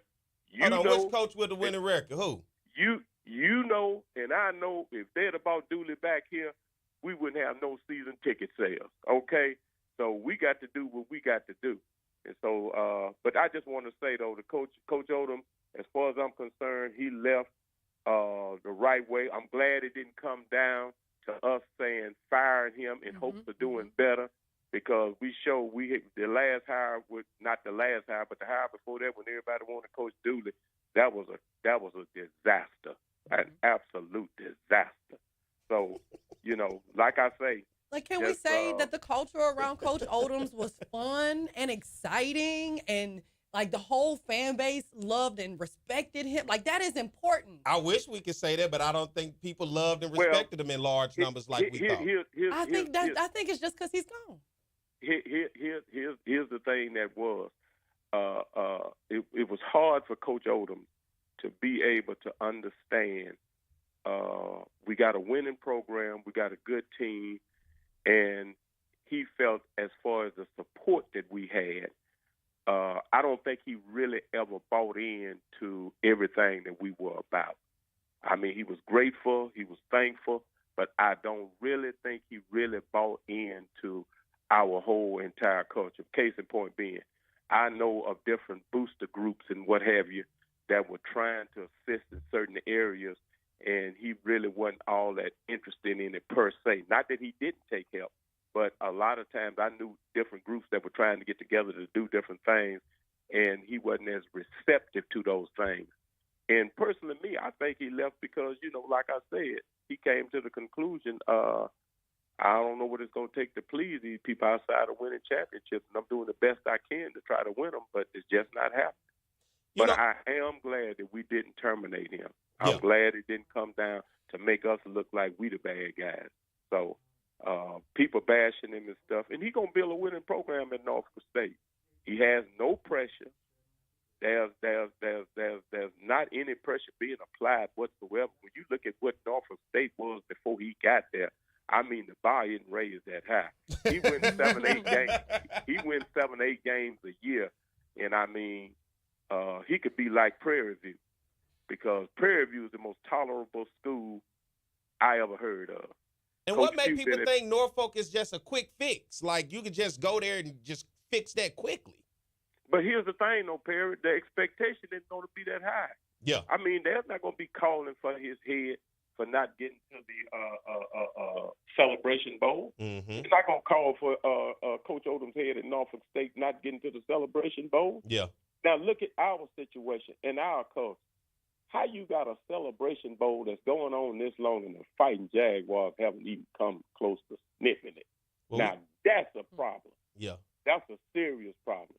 And that's the reason why this championship thing and the spoiling thing, we was winning championships every other year with Coach Richardson. So, I mean, but for us not to even ever participate in it, yeah, that's a bitter pill to swallow for us. So it's always going to be pressure from that standpoint. You got a Celebration Bowl, and Southern University has never participated in it. They haven't even we came close a time or two. But that's the reality of it. But Coach Odom don't have none of that to worry about. He doesn't have any of that to worry about. He went 8 to 9 games at Norfolk State. He going to be there for as long as he want to be there. And the people going to be happy with him. But it's like the late Marino Cassim said, it's tough on the bluff. It's tough on the bluff. Thank you, Chris, for the call this morning. As always, man, it's good to hear from you, man. Don't be a stranger. Chris. All right, y'all be good. All right, let's go to the call line one more time before we get ready to go to the break. Who we got, Mike? Chuck, good morning. Good morning. How are you all doing? Doing good, Chuck. How about yourself? Good morning. Good morning to you. I'm giving Mike a break. I'm giving him a break on that one. But yeah, my reason for calling, I don't want to take you all off topic. You all just talking about Tama Reed becoming University of Charlotte's head coach, and that's going to be interesting if she can turn them around. You know, Charlotte used to be called University of North Carolina Charlotte. You know, they're known for their men's program. This is a school that, you know, you probably, people that are old enough remember Cedric Cornbread Maxwell, Boston Celtics great, played with Larry Bird and Robert Parrish and Kevin McHale on those championship teams. He played at University of Charlotte when it was UNC Charlotte. They went to the 1977 Final Four. There was a team that Marquette beat that year to get to the national championship to beat North Carolina. And but there was a guy down the street from me who played at Charlotte named Shanderick Downs. Went to Wasserman High here in Monroe, and I'm a graduate of St. Frederick. We both came out of high school in 1993, and that's what I said. They were known for their men's basketball success, but we were going to see what Coach Reed can do with the women's side of it, and then wonder if there were opening any doors for those other coaches there. And I was thinking about in the SWAC, like Dawn Thornton and look at Courtney Sims, and then the guy there at your school who I watched play when he was here at University of Louisiana Monroe, Carlos Fuentes. Mm-hmm. Will it open up any opportunities for them? That's going to be the question mark. I'll be curious to see that, Chuck, man. I appreciate you for the call this morning. All right, you all take care, and you all have a safe, great weekend. Thank you, Chuck. All right.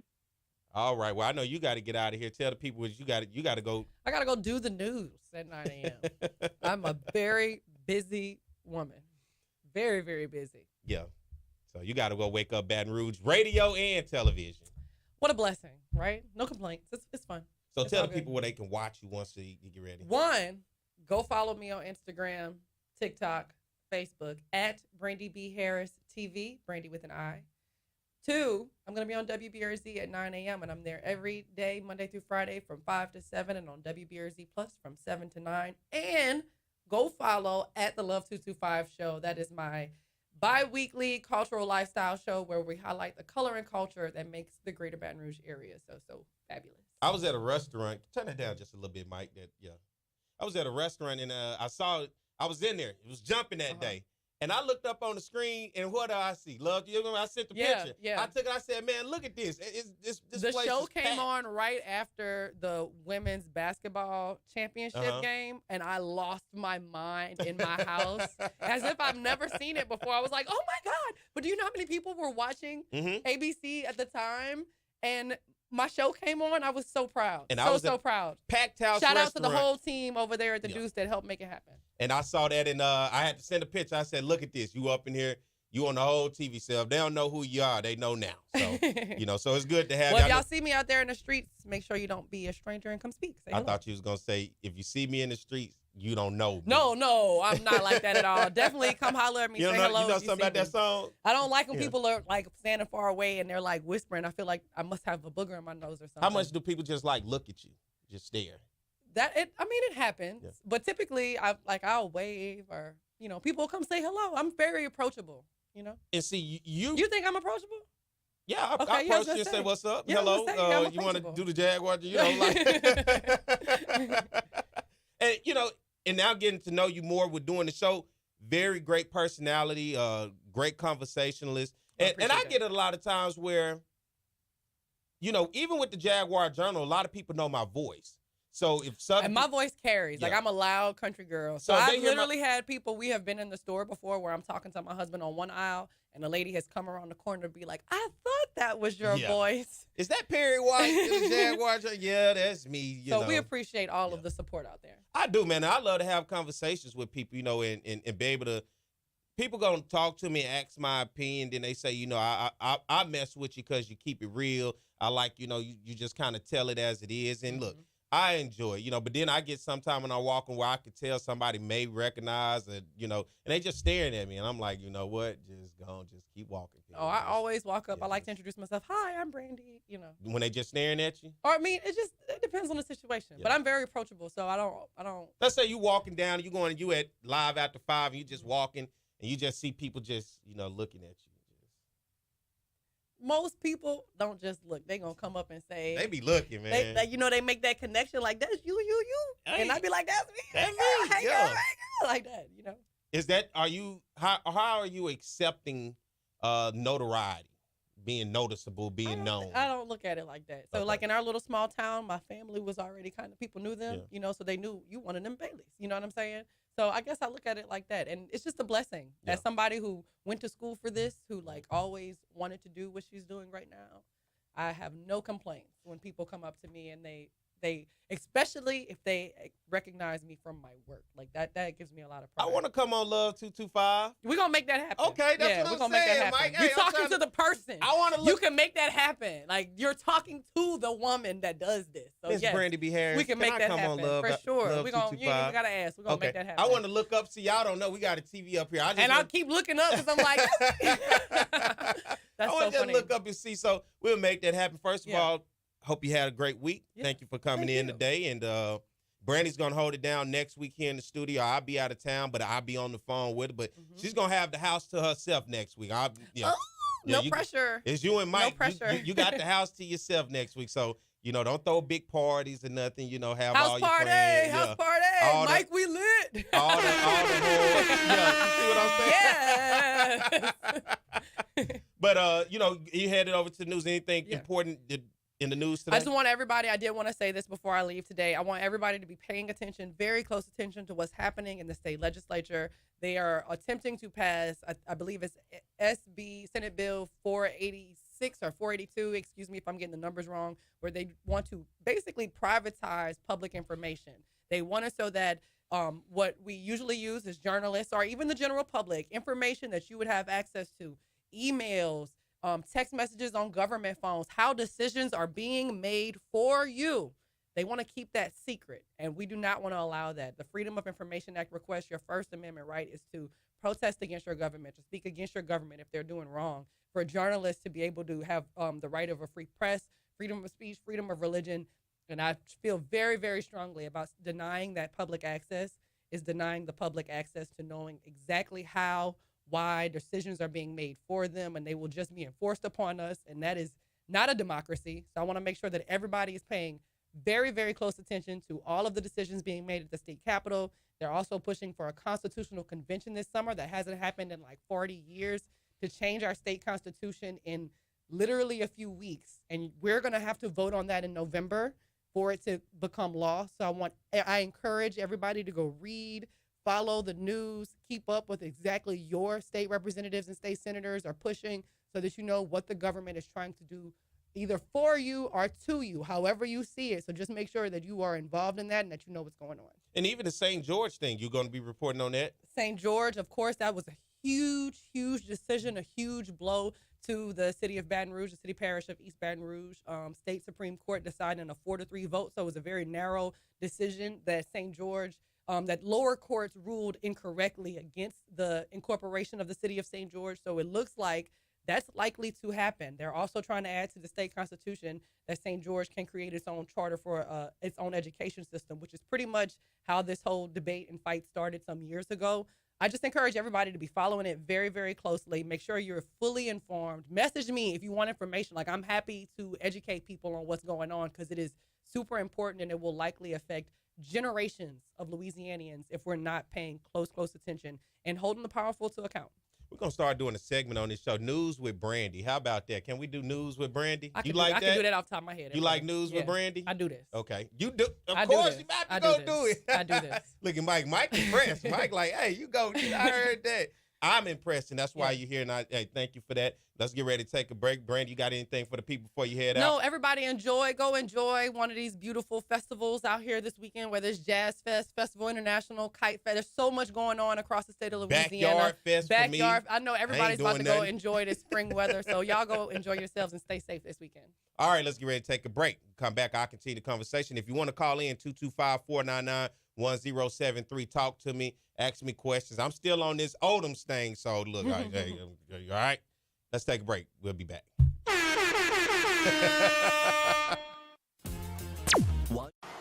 It's On the Yard Sports, and I'm Perry White, and what I need for you to do is go follow and subscribe to our YouTube, Facebook, Instagram, as well as Twitter right now.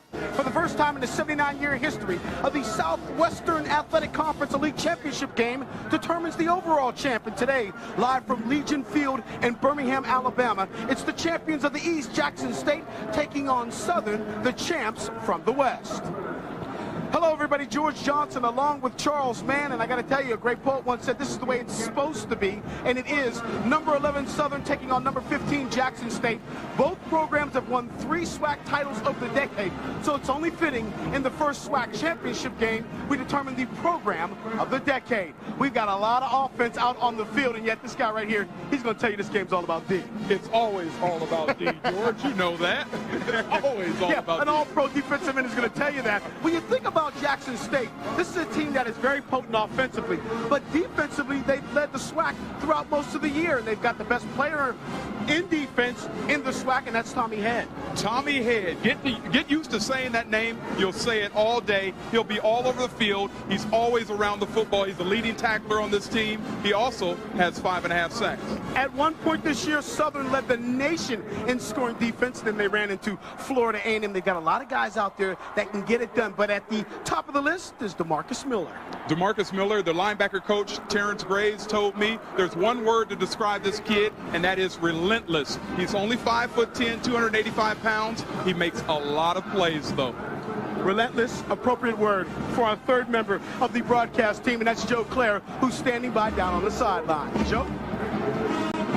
Yes, indeed. I'm down here on the field capturing all the pageantry and revelry that is black college football. Birmingham, Alabama is a lovely city. This is the inaugural SWAC championship in their city, so they came out to have a good time. I will be covering the bands, the cheerleaders, shout-outs, all of that kind of stuff. Back to you guys up top.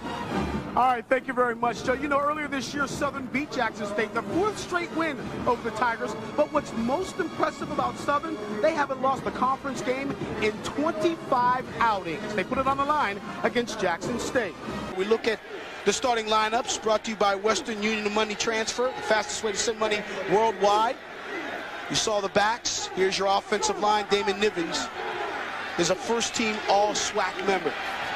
Defensively, there's your starting lineups for Jackson State's defense. Chandler, Tommy Head, Edward Reese, pretty good middle linebacker. Rashard Anderson is a professional prospect, and they say he will be in the NFL next year. It is your starting lineup, brought to you by Western Union. Mark Washington is your quarterback, Destry Wright, the all-time leading rusher in school history, is the tailback. Jeremiah Todd is an all-SWAC selection. All-SWAC team on the offense, and look how many players in this game alone. Jackson State with Wright and Morris. On offense, Kevin it looks Thomas, like Jackson State. And Jeremiah Todd, and why not? They're the #1 offense in the conference. These two teams have great defenses, and it's reflected by the all-SWAC team. I mean, 4 players from Jackson State, right. 4 players from Southern.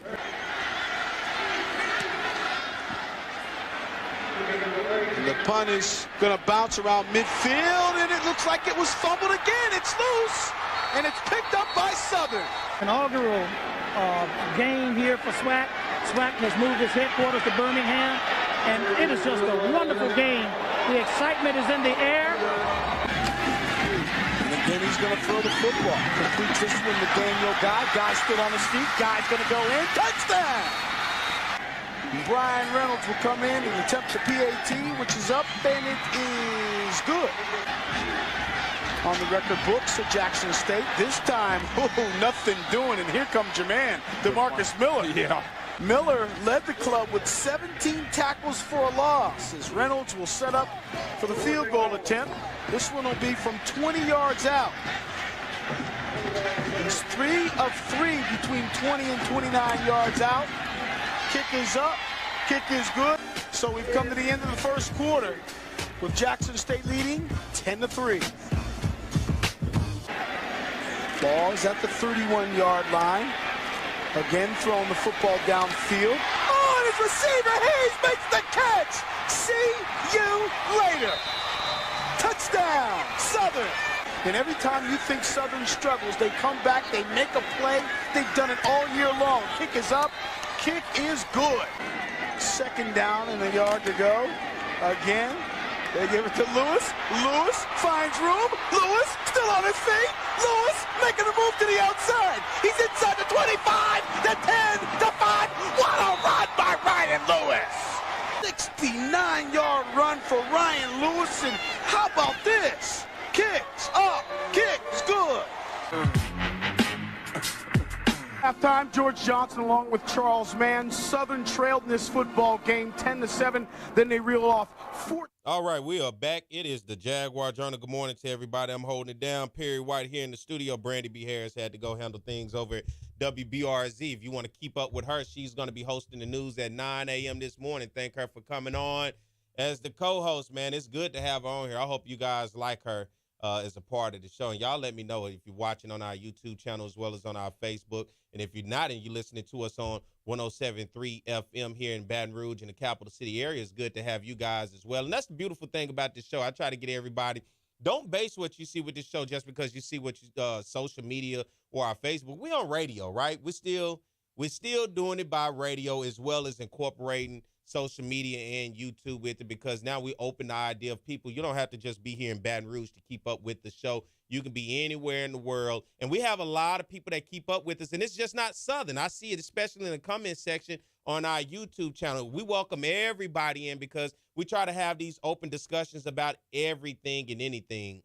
And because of that, I appreciate you guys for the support that you give us. I see people from all the different schools. And if you're not just from a particular school, from different places, checking in with us and letting us know that, hey, we tuned in to the Jaguar Journal. And you don't really know how much that means to me, because I know it's tough on a Saturday morning. I could understand if we were if this show was 5 to 7 on a weekday, or maybe 10 to 12 on a Saturday morning as people start to get up and get their day going and, you know, they turn it on. But that 7 to 9, I know it's pretty tough to keep up with it. So I do appreciate you guys coming in and then listening and watching and hey, share it. Let people know, you know, if they miss it. What we're trying to do is grow within our base here in Baton Rouge. Now, there are a lot of people I think that listen to the Jaguar Journal here in Baton Rouge, and they're not necessarily Southern fan. Don't necessarily mean you white or and just white, black, whatever.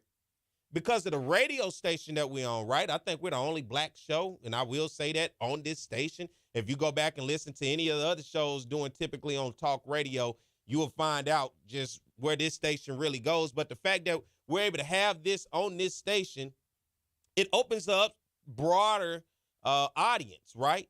And I like that because of the audience and the base that we have because of Talk 107. But we're trying to start working with our base here and grow it and bigger, because there are a lot of Southern fans that are in Baton Rouge that don't know about the Jaguar Journal, right? But I realize there is a older generation that knows a lot about the Jaguar Journal. Brandi and I are going to work along with Micah, try to bring in this new generation, the younger generation, into the Jaguar Journal, understanding what we do here. Because I know the Jaguar Journal has been around for 20-plus years, the longest continuous talk show here in Baton Rouge, the longest continuous black talk show in the state of Louisiana. So it has a lot of accolades. It has been honored by the city council and by the mayor. This show here, C.J. Guidry, does a good job of making sure that the vision of this show continues to live on with the legacy. And it is now bestowed upon me. My man Reggie Flood brought me in. And now, I'm carrying the torch and trying to do my part of continuously having a platform for us, by us, in which we can speak about certain things that you don't get anywhere else. I know here in this building, you're not going to get no Southern talk on no other show. And I don't even know about any other station in Baton Rouge. And if I miss one, you let me know. But I don't think nobody on radio talks about Southern the way that we do here on this show. And I know this show has had its ups and downs in the past. It is, at one time, it had its past of being a critical show to Southern, where it seemed like it was basing more problematic than it was solution. I get it. We've changed that. You should tell by the way I carry and rock with this show, and then including Brandi and what Mike and I have done with the social media and with the YouTube. You can clearly see the direction of where we're going with this. I will be critical if it's need be. We call it constructive criticism. If it's something that I see, or if it's a topic that you bring up, I will speak on it. One of the topics I will bring up is Roman Banks, athletic director at Southern. He's just got his contract renewed, 3 more years with the possibility of 4. A lot of incentives in there, of course, if those athletic teams win championships. You call in, you say, this show is open to you guys, and I try to be a voice or have the platform to where you can voice your opinion. I know you like to do it on social media because it's easy to type it and then going on about your business. This right here, the real deal. This on wax, as they say. I'm saying it for everybody out there to hear, and I'm putting it out there on video for you to see it. Same way I felt about Coach Odoms, the same way I said I felt about Tama Reed. I feel like if she was going to leave her opportunities out there, should have been a lot bigger than Charlotte. Hey, take it, Tamika, if that's what you got. Same way with Coach Odoms. Don't slander, don't hate because you didn't like him, and then you looking at what he's doing in Norfolk and then going to use that against him to say why you didn't like him here. Hell, he didn't have that record at Southern. So how you going to speak on that? And then just the state of athletics. If you feel some type of way about athletics, let me know. Our athletic director in Roman Banks, he's not going anywhere no time soon. The board on last Friday just extended his contract for 3 more years with the possibility of 4. So that's what we have. 225-499-1073 is the number. If you got anything to say, if you want to call in, that's for y'all. But we're trying to do something different here, man. Just move this thing forward. I think Brandi, we had that conversation. She was like, I never really did radio before like that. I said, Brandi, listen. This ain't like the news. Ain't nobody going to walk in the studio that day and hand you this script, and this is the script. Look, this radio is talk radio. We freestyle this thing. We get the basic information, but people want to hear how we feel. People want to hear what you think. People want to hear how you're going to put it in perspective to say either they agree or disagree. And she and I may agree to disagree on some things. The same way sometimes I agree to disagree with people who call in, but it's cool. I just enjoy doing this. I'm thankful for that. I'll put that out there. I'm thankful for the opportunity to be able to get on here and talk to you guys about any and everything, and then you guys interact, you call in. I see the comment section. A lot of time I don't go with the comment section while I'm doing the show because it'll throw off my train of thought. That's why a lot of times you don't see me interacting with the comment section, especially while the show is going on, because it will throw off my train of thought. Y'all be all over the place in them comment sections. Beefing with other schools. Letting it be known. I see somebody say they checking in from Austin, Texas. All type of stuff, man. That's what I'm saying. Like, I love the fact that it's interaction. I like when y'all interact with each other on there, to be honest. Y'all just be having conversations, going in on each other, man. I love it. Chuck, I always appreciate you calling in. Chris, you know I appreciate you calling in. That's my guy right there. See, you blessed Brandi today. That was her first time hearing you, Chris. So I had to let her know. She don't know. So don't be a stranger. And I don't know, Chris, when I don't hear from you, I don't know if that's a good show or not. I real like, and you call in and you let me know, Chris. When I don't hear from you, I wonder, like, was this show good today? I don't know. Was it not? I ain't heard from Chris in a couple weeks. I mean, a few weeks. It's probably been about a month. Was the show, because if I can get Chris to interact with us, I'm like, you know what, the show, I pull Chris up. And yeah, he got it going this morning. But if he don't call in, Chris, I be wondering sometimes, was the show good or was it just good enough to where you got all the information? You was like, you know what, I'm good. They gave me everything I needed. I'm always curious. So to get you to call in this morning, especially with Brandi here, she had an opportunity to see. Somebody says tapping in from Tallahassee. That's what I'm saying. All over the place, man. And I appreciate you guys for supporting. I love to have you on here. I try to give you the best information that I can.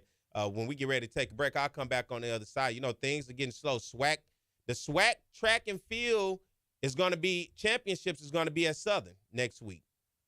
So you're going to have people from all over the country coming right here to Baton Rouge, to A.W. Mumford Stadium and the Jaguar Park for the SWAC track and field championships going to be held on the campus of Southern University next week. So get some information about that. Then I'm going to talk to you about softball and baseball, give you some updates. Things are slowing down, all right? We get into that time of the year where it's slowing down a lot. So you guys stay tuned. Stick with me. Hey, I love to have you. Thank you for the support. Follow us on our Facebook Live and subscribe to our YouTube channel. And I've seen the numbers. They're going up higher and higher, and I appreciate you guys for that. So I love you for that. We'll be back. Stay tuned. More to Jaguar Journal.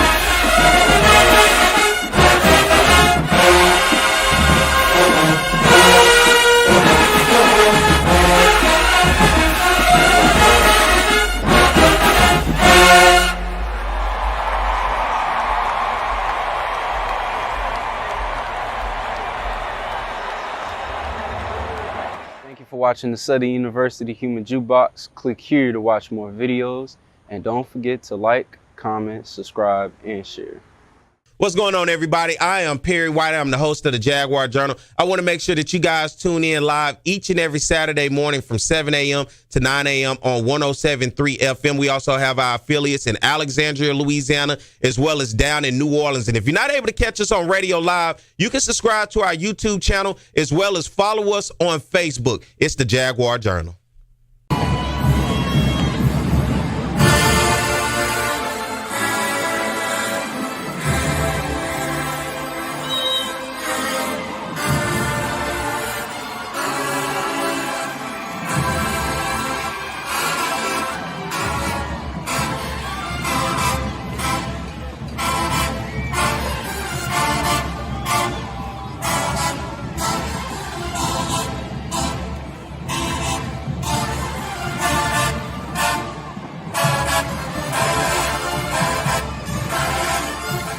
All right, we are back. It is the Jaguar Journal. Let me get in on some things real quick. And Perry White, glad to have you guys with us here. If you're listening in Baton Rouge on Talk 107.3, good morning. Good morning to everybody on our YouTube channel and our Facebook Live. Good to have you guys with us as well. And as always, as I said, I love the support. Let's talk about some Southern University softball right quick. Last week, Southern University softball, it was senior weekend. They took on Grambling State, getting a 3-game sweep over Grambling, 9-1 on Friday, and then a 2-game series of back-to-back games on Saturday, 5-4 over Grambling, 5-4 in that second game. So shout out to them, Southern getting that this weekend. Southern is in Houston, so for all of our Houston Jaguars, if you're in that area, Southern taking on Texas Southern today. They fell short yesterday, 5-6 to Texas Southern.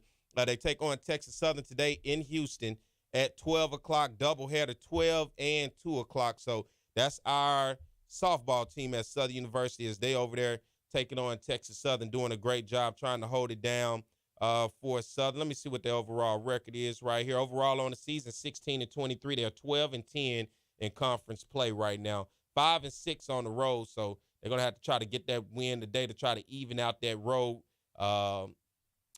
record overall. All right, let's look at the men's side. Of course, we talked about that big win weeks ago on April the 1st, Southern getting that victory over LSU 12-7. And then since then, Southern has gotten a weekend series over Grambling and then took on Dillard. They lost, to Houston. I ain't going to tell you the score about that. You got to go look that up yourself.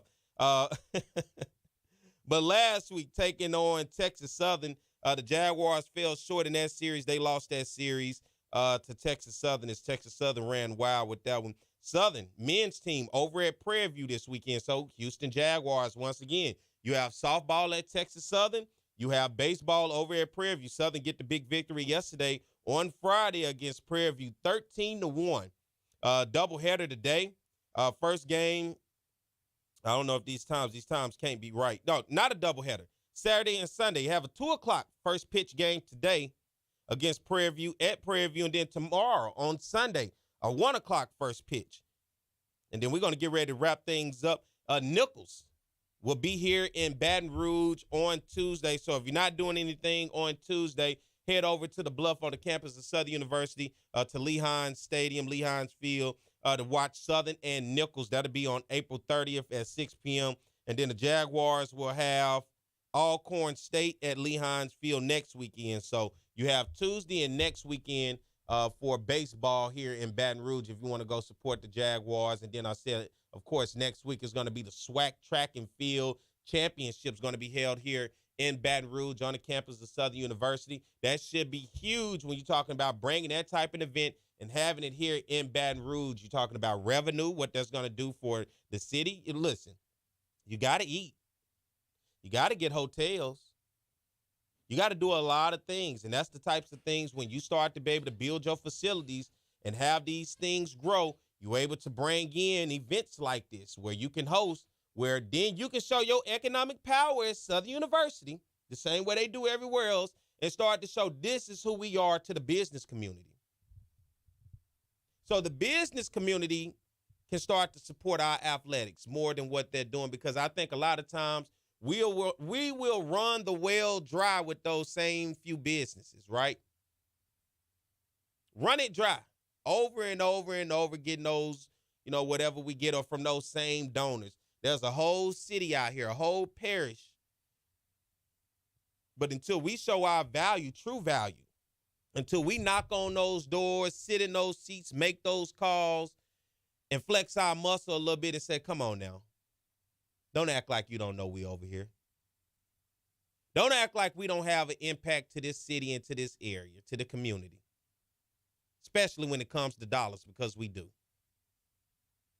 And these types of events have that type of effect that you can measure. Those are measurables, right? You can do studies on that. You can do research to show your reach and what you do and who you are, because regardless of what people say, Southern University is an economic driver to the city of Baton Rouge. Can I compare it to LSU? I can't. There's 100,000 seat stadium sitting over there. I can't compare that. But there's also a 30,000 seat stadium sitting over here. And in most cities, 30,000 a seat stadium. I don't care if you FBS, FCS, and it's one of the largest stadiums in football in FCS. I know Jackson State, yeah, y'all. We got this big old stadium up here. Yeah, I get it. That's an economic driver too. You should have any of these schools with these stadiums, with the fan bases that we have, flex your muscle, do an economic study. Show your impact of what it is to the community and to the business community and how much people make money. I know even with UAPB, listen, every business in the city of Pine Bluff looks forward to homecoming. They price gouge. The hotels go up $200-$300. Everything goes up higher. You know why? Because they know the economic impact. They're looking for that big rush that one time of the year. I call it getting over. But they know your power. But then when you go to the city and you try to do these things for support, you can't get it. Well, start flexing on them. Them days of being humble are over when you got an economic power and people support. Now, what I will say, what I want to see, and I'm going to say this because I was a political science major. I want to see more work done on Scenic Highway. I'm looking at all these other streets getting redone across the city.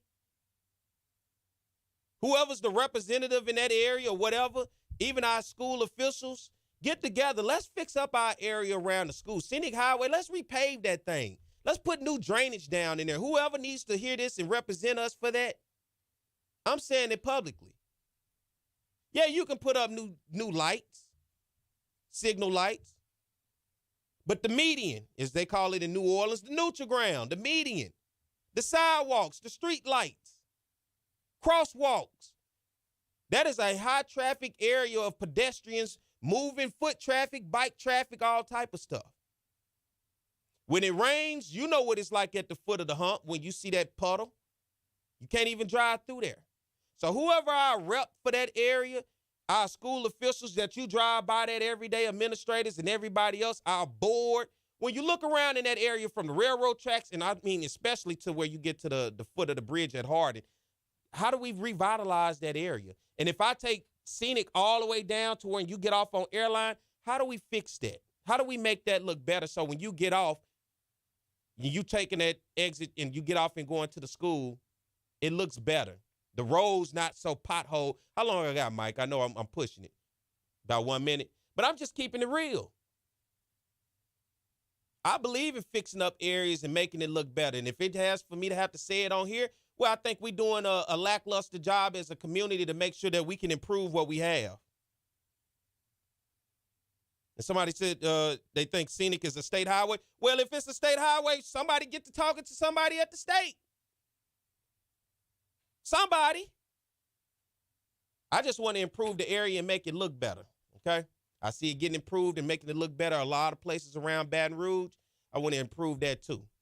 So thank you guys for tuning in. Brandi, appreciate her. She's over at WBRZ. So if you're in the Baton Rouge area here listening on Talk 107, you can catch her. But I want to thank you guys. Subscribe to our YouTube channel and follow us on Facebook. I'll be back next week at the same time in the same place. As always, it's the Jaguar Journal.